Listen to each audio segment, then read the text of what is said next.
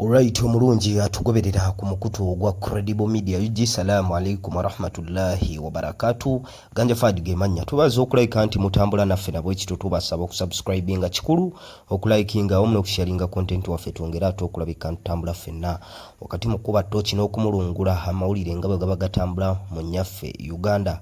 Mu aspects zonna nayo kusingira ddala mu kisaawe kya byabukulembeze, kisaawe kya byabufuzi ggwanga Uganda tuvaayo ne tukuba tochi awamu n'okutunuulira ensonga wakati mu kuzimba nnyaffe Uganda. So na kulwalero tugenda kulabika tutunuulira statement y'omukulembeze w'eggwanga President Yoweri Kaguta Museveni. Statement gye yakola ku General Court Martial oba kooti y'ekinnamagye. Wabula ng'ensangi zino tulaba ba civilians bayitirivu nnyo bwe bavaayo kulabika nti batwala mu kooti eyo okubawozesa. Bangi baga nti baba basangiddwa n'emmundu oba oliawo n'ebyokulwanyisa nga kye balina okukola kwe kulabika nti babasimba mu kooti y'amagye okulabika nti yebawozesa. So statement olunaku lwali lwakuna President Museveni yavaayo n'akola press statement ku nsonga zino eza court martial na migaso ki gyeyina eri eggwanga. Yatotola ebintu bingi nnyo n'atusigira ekifaananyi court martial kyezzeekola naddala mambuka g'eggwanga lyattu Uganda, n'etusigira ekifaananyi kyezzeekola mu bitundu bya Karamoja region. N'agamba nti kooti eno ekoze obulungi obutagambika. So ebyo tugenda kulabika nti tubitunuulira, then tutunuulire n'okwanukula omukulembeze Robert Kyagulanyi Ssentamu Bobi Wine kwazzeemu eri statement ya Mwami Museveni gye yakola ku lunaku olwokuna. Olunaku lubadde lwaleero wekitiibwa Robert Kyagulanyi Ssentamu President kibiina kya National Unity Platform avuddeyo n'amwanukula. Byayanukudde nabyo tugenda kubiyitamu, then tugenda na kutunuulira President Museveni oba oliawo ebigambo bye yasengeka mu statement ye gye yakola ku lunaku olwokuna n'okwanukula kwa Robert Kyagulanyi Ssentamu. Naye nga tetunnagenda akatubajjukize bannaffe ab'ekitongole ekyewaayo okulabika nti bakwatizaako abaganda baffe abawala okutambula ogenda ebweru okukola ensi za Buwarabu naye ng'obusobozi tebulina. Tebalina passport oyina toyina, ebintu ebyo byonna babikwasaganyizaako bulungi nnyo n'osobola okulabika nti okola ki, n'osobola okulabika nti ate otambula. Batwala mu ggwanga erya Saudi Arabia, eggwanga erya Qatar, eggwanga erya Jordan n'amawanga amalala. So gwayagala okulabika nti obafuna mu nteekateeka eyo yita ku namba y'essimu 075 26 73 640 077 5 26 734 noti osobola okulabika nti oganyulwa mu nteekateeka eyo. Wabula tutambula ne bannaffe abalala ba Afrijali Enterprises. Gwe wenna ayagala okulabika nti ofuna ebintu ku bbeeyi y'enseko obuseko babikufunira ebintu bya electronics, ebintu ng'engoye babikufunira, then babidelivaringa yonna gy'oli, oba oli mambuka, oba oli mu Eastern Uganda, oba oli mu Eastern Uganda. Gwe okola bukozi order ku namba y'essimu 075 30 47 35 osobola okulabika nti obafuna bulungi nnyo. 075 3 47 enamba y'essimu koyita n'ofuna aba Afrijali Enterprises ne bakutuusaako ebintu electronics, ngoye, ngatto, byonna bye weetaaga osobola okubifuna ku bbeeyi y'enseko obuseko. So beekwate osobola okulabika nti bagondeza embeera yonna yonna. Tugenda mu biseera bya bikujjuko. Gwayagala ebintu ebyo Afrijali weri okulabika nti ekusaavinga. So nga tuzzeeyo ku mawulire oba oliawo ge tuzze okulabika nti tusunsula olunaku olwaleero statement ya court martial President Museveni gye yakola. Court martial eyo yagiyita ekyokero mulimi olunyankole. Yagamba ekyokero ekyo kikola omulimu gw'amaanyi nnyo okulabika nti kitaasa bannayuganda ku baseddekezi abavaayo okulabika nti bajja okudestabilizinga emirembe mu ggwanga wano. So tulabyeko entalo ezaali mambuka g'ennyaffe Uganda. Agamba nti court martial yakola ky'amaanyi nnyo okulabika nti ekwata abantu abo n'okubakangavvula n'okubateeka we bateekeddwa okulabika nti babeera. N'agamba ate bwe kituuka mu bitundu by'e Kalamojje eyo Court Martial bakozeemu omulimu. Jjukira nti Kalamojje eyo waliyo okulabika nti ebyalo n'ebyalo byezinda ne beetwalako ente, babanga n'emmundu. So Court Martial zaatuulanga ne zirabika nti zisingisa abantu emisango, ne balabika nti babateeka we bateekeddwa okulabika nti babeera. Era President Museveni n'atangaaza n'agamba nti newankubadde nti Court Martial ekoze omulimu gw'amaanyi nnyo, nti naye waliyo abataka eyo bitundu by'e Kalamojje abaavaayo ne bakola okwemulugunya kwabwe gyali. N'agamba nti Court Martial tukoze bulungi nnyo, era abo abagivumirira tebamanyi kye bavumirira, naye ffe mu bitundu bya Northern Uganda ne Kalamojje eno tugifunyeemu okuganyula okutagambika. Ne kye tusaba Mwami Museveni, abaana baffe abaakwatibwa naddala mukola kimu mu kwewambako ente nga bakozesa emmundu, abamu basonyiyibwe. Baana baffe bangi baatwalibwa mu makomera naddala eyo e Kampala, amakomera nga Luzira, amakomera nga Kitalya, bali eyo naye babasonyiwe, balabika nti baabonerera. So President Museveni mu statement ye gye yakola ebyo bigambo byalimu, era n'agamba nti ajja kufuna olunaku atuule n'abataka oba n'abakulu e Kalamojje balabe ekintu ekyo butya bwe bakisalira amagezi. Naye President Museveni yagamba nti Court Martial ekoze omulimu munene nnyo n'okuyambako ku kooti zino eza bulijjo butabaamu nnyo mujjuzo. Abantu bwe bavaayo ng'omulimu gwabwe gwakulabika nti baseketerera gavumenti, naye ng'ensekeetera gye bagisekeetereramu baagala na kuteekamu bintu bya kifuba, kwata mmundu kugiyeekera. Court Martial gwe gukoze nnyo. Negamba nti omuntu bw'akwata ekyokulwanyisa kyonna ekyo kiba kimaze olwedde okumuggyako obwa civilian, oyo aba alina kukangavvulwa mu ngeri ya kinnamagye, kuba aba amaze okukozesa ebintu by'ekinnamagye. Omuntu bw'oba civilian tolina kwesembereza bintu byonna by'amagye, olina kusigalayo nga civilian. Naye wakati mu kuba nti Mwami Museveni akola statement ezo, bannayuganda bangi nnyo abeemulugunya ku kooti eno. Robert Kyagulanyi Ssentamu Bobi Wine bw'avuddeyo okulabika nti ayanukula Mwami Museveni wakati mu kuba nti asize bulungi nnyo akazigo ku kooti ye ey'amagye n'ebirungi byekoze n'abantu abagyenyumirizaamu, n'agezaako okulaga nti abatagyenyumirizaamu oba bagisekeeterera tebamanyi kalembeekereza keereese mu bantu ba regions zimu abaze baba ba victim, tebamanyi kye baliko. Robert Kyagulanyi Ssentamu amwanukudde n'agamba nti eno kangalu kooti ye nga bw'agiyita oba nga bannayuganda ab'enjawulo bwe bagiyita terina kyekola okuggyako tagetinga bannabyabufuzi abavuganya Mwami Museveni n'okusirisa amaloboozi ga bannayuganda bangi nnyo abayaayaanira enkyukakyuka.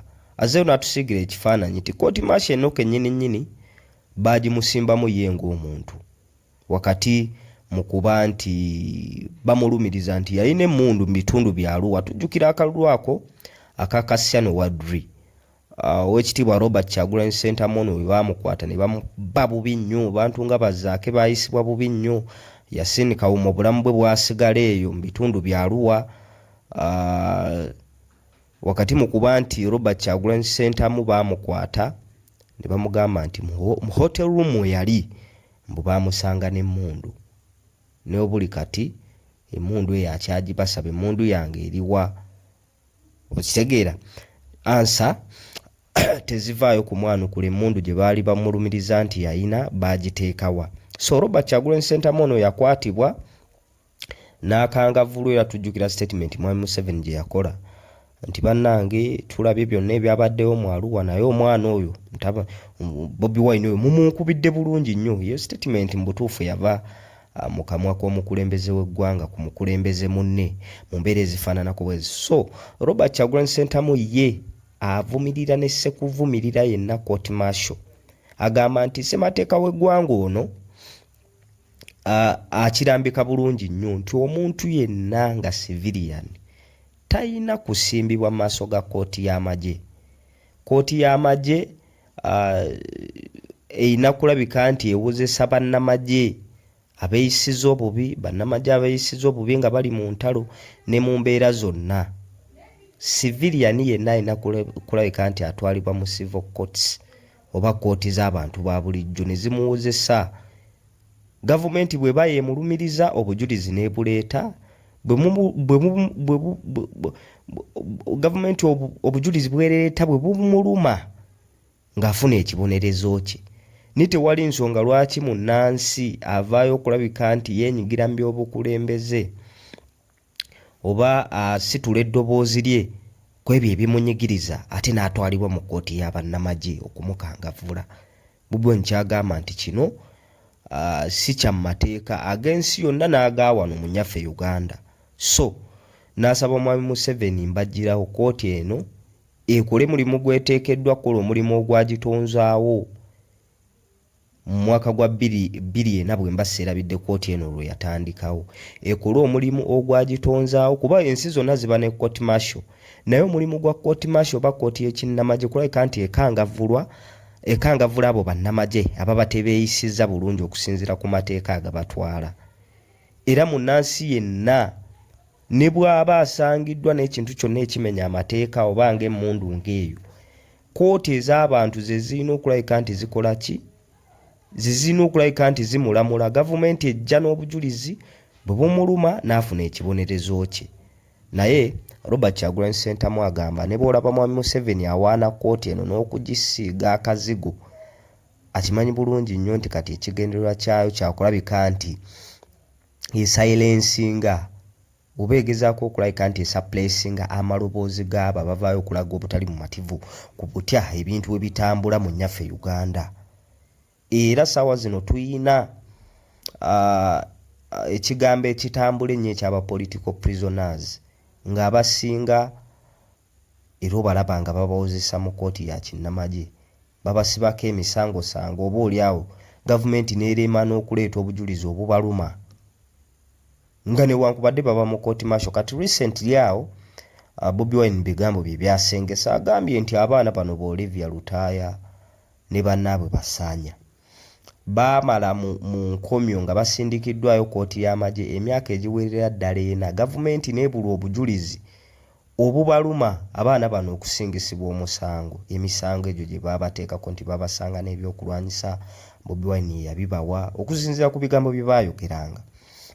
So n'agamba nti abaana baali mu detention emyaka 4 n'okubajjayo bamaze kubateeka ku nninga bakkirize emisango, era nga abatagikiriza omwenda abasigaddeyo the likes of Machete bo bakyaliyo.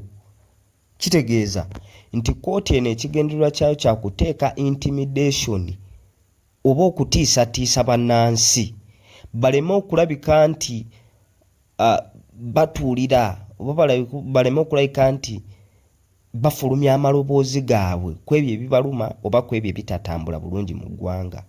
Baleme okulabika nti bavaayo okulaga obuwagizi bwabwe mu lujjudde n'okuspreading enjiri ey'enkyukakyuka mu bantu n'okulaga omukwano ogw'enjawulo mu bantu, okulaga omukwano ku oyo gwe baba basonzeeko nti bannange fono yagenda okutunulula okugeza bano Olivia Lutaaya baani bakwata ekyali kyabakwasa okusinziira ku mukulembeze waabwe n'abaana bennyini statement ze baakola nga bavuddeyo. Bano newankubadde bakkiriza emisango olw'ensonga nti olwedde baali basibiddwa emyaka 4 nga n'obujulizi tebuliiwo, nga gavumenti yennyini ebavunaana eremeddwa okuleeta obujulizi. Bakkiriza emisango ne basalawo okufeesinga repercussions zonna, naye mu kuvaayo kwabwe abaana abamu nga Olivia Lutaaya ne ttiimu ye bo baavaayo ne bagamba nti bannaffe tusigadde ku mazima. Ekyatuleetedde okulabika nti tukkiriza emisango gino tubadde tusibiddwa ebbanga ddene nga newankubadde tetulina musango gwonna gwe twazza, naye kituufu twabikkiriza naye amazima gali nti ekyatusibya kiri eki kuwagira mukulembeze waffe Robert Kyagulanyi Ssentamu mu kalulu akawamu aka 2021 ke twakuba amabega n'okulabika nti atuspreading enjiri y'enkyukakyuka bitundu by'eggwanga eby'enjawulo nga kyekyo kyatusibya tewali kirala.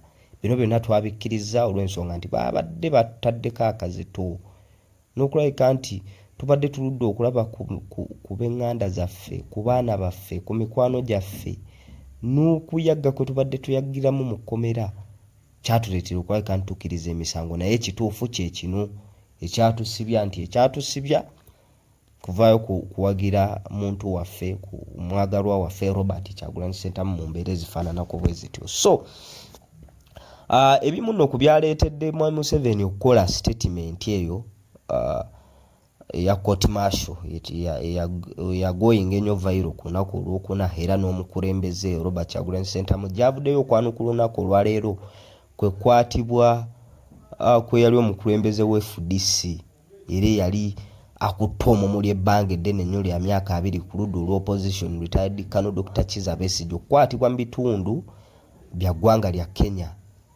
Yakwatibwa n'Abedi Lutale yakwatibwa mu bitundu by'e Kenya nga babalumiriza okuba nti babasanga n'emmundu mu bumenyi bw'amateeka, naye emmundu bagibakwata nayo mu ggwanga lya Kenya. Wakati mu kuba nti ab'e Kenya abandi badde obaoli abo babasongamu obwala okubeera n'emmundu mu ggwanga lyabwe kithereteninga Kenya, naye ate gavumenti ya Uganda ye yagenda n'ebakimayo n'ebaleeta kuno ate n'ebateekako emisango nti basangibwa n'emmundu mu ggwanga erya Kenya. So retired Colonel Dr. Kizza Besigye yajja n'asimbibwa era mu kooti eno yennyini nnyini eriko ebibuuzo n'asindikibwa mu Eruzira wali gy'akyali ku remand. Bamuleese mu kooti eno enfunda eziwera era nga bannamateeka abo abakulemberwa omuludi w'e Kampala Erias Lukwago ne Martha Karua ow'e Kenya obaoliawo gwe bakyamye practicing certificate oba okulabika nti awoleza mu ggwanga ery'e Uganda, era nga omulundi ogusembyeyo Mwami Besigye nga bamuleese mu kooti eno kennyini yagamba nti tagenda kulabika nti abaako kyayogera oba kubaako misango kugikkiriza oba kugyegaana nga looya woona akulembedde bonna Martha Karua tafunye practicing certificate mu ggwanga erya Uganda, era court martial n'emuzaayo Eruzira okutuusa nga ennaku z'omwezi ndowooza akomawo nga 7 omwaka ogujja. So ebyo byonna bye bireese ebibuuzo ku court martial eno ezeetagetinga ab'opposition ab'enjawulo okusinziira ku statement z'ab'opposition ne statement ya Robert Kyagulanyi Ssentamu gy'akoze olunaku olwaleero, era nga eteekawo ekijinji n'okubanyigiriza mu mbeera emu oba endala, naye nga bagamba tebagenda kulabika nti bakola ki, tebagenda kulabika nti bazikizako ebyo bye bakola, era bagenda sigala bavumirira ne sekuvumirira yenna enkola eno ey'okuddira abantu ba bulijjo okubawozesa mu kooti ey'ekinnamagye ekimenya ssemateeka w'eggwanga, ekimenya amateeka g'ensi yonna, nti munnamagye yalina okulabika nti awozesa mu kooti eyo si muntu wa bulijjo, era nga bazze bakikozesa kulabika nti bakuba entiisa, bateekawo embeera ey'okuleetera bannansi okutya ti munnange bw'onaavaayo n'oyogera kino bwe kiti ne bwe kiti ku gavumenti eyinza okukwata n'ekuteekako emisango kukakana nga bakuwazewaze bakututte mu kooti y'amagye, kooti y'amagye ekututte kwa rimandi okulumuluddeyo emyaka bwe giti ne bwe giti. So Robert Kyagulanyi Ssentamu mu statements eyakoze yagambye nti gavumenti kyerina okukola kwe kulabika nti eyimiriza mbagirawo kooti eno, naddala ebintu bino byekola ebyokuwozesa bawanayinki. Kooti yandibadde nnungi nnyo okusinziira ku initiative eyagiteesaawo, wabula ate kooti efuuse kagomba weegoga eri bannansi beekwata n'esibako emisango oba oliawo n'obujulizi ne bubabula. Ekyokulabirako esiize ky'Olivia Lutaya ngera we twatangaazizzaako emabegakaawo nti obujulizi bubabuze ku Olivia Lutaya ne batuuka bateekako akazito bakkiriza emisango balyoke babafulumye. So mu mbeera ezifaananako bwe zityo President Museveni yakola statement ye, n'owekitiibwa Robert Kyagulanyi Ssentamu Bobi Wine naye akoze statement eyiye ku nsonga eno. Kati kiri eri bannansi kulabika nti batunuulira ebintu bino. President Museveni agamba nti bannansi kkooti eno ebakozeemu obulungi obutagambika, bagyenyumirizaamu, ebaleetedde okulabika nti esuppressinga abo bonna abaagala okudestabilizing eggwanga Uganda, era bannansi amaloboozi gaabwe agava ku gurawundi gagamba nti kkooti eno esigale ng'ekola emirimu gyayo nga bwe badde egikola. Robert Kyagulanyi Ssentamu ye wakati mu kumwanukula agamba nti kkooti eno etadde ekyuma mu bulago bwa bannansi, ekigendererwa kyayo kya kuintimidatinga baludda luvuganya n'abawagizi baabwe. Omuntu yenna avaayo okwogerako nga baga ntugenda kutwala mu kkooti ya bannamagye, oba olyawo nga bamuteekako emisango egy'okuba nti ayina ebyokulwanyisa ne bamuteeka mu kkooti ya bannamagye okulabika nti ekola ki, emuwozesa n'okumusindika yonna gy'eba emusindisa okulabika nti akangavvulwa. So mu mbeera ezifaananako bwe zityo, gwe nga munnansi gwalina okulabika nti weefumiitiriza ku bintu bino. Abakulembeze bano buli omu aba akoze statement ye, gw'olaba ani akoze statement ereetera munnansi okubeera n'emirembe mu ggwanga lye. President Museveni atendereza court martial eno, oba Oweekitiibwa Robert Kyagulanyi Ssentamu n'abakulembeze ba opposition yabaga nti court martial eno ekoze ebibi bingi nnyo n'okunyigiriza bannansi. So bwetyo bwe tutambudde olwaleero naye nga katufundikire n'okubajjukiza bannaffe ab'ekitongole ekyewaayo okulabika nti kitwala abaana baganda baffe abawala ebweru okulabika nti beefunira emirimu, ng'ebyensimbi tebayimiridde bulungi. Passport bw'oba toyina bagikolerako bulungi nnyo, ne balabika nti basimplifying ebintu ne bakuteekamu ne input, then bw'omala otuuka okukola mu ggwanga nga Saudi Arabia, Jordan, Qatar, n'obasasula n'obasasula nga bwe munaaba mukkiriziganyizza. Ayagala okubafuna yita ku namba y'essimu 0752673640 0752676 so okulabika nti mwogera ebisingawo ku nteekateeka ezo. So bwetyo bwe tutambudde olunaku olwaleero ku nsonga eno eya court martial, Dr. Kizza Besigye akyaliyo mu nkomyo. Oba oliawo n'abantu bangi nnyo bannayuganda be bagombyemu obwala mu kkooti eyo gye bali bamake tebakyaliyo kwa rimandi.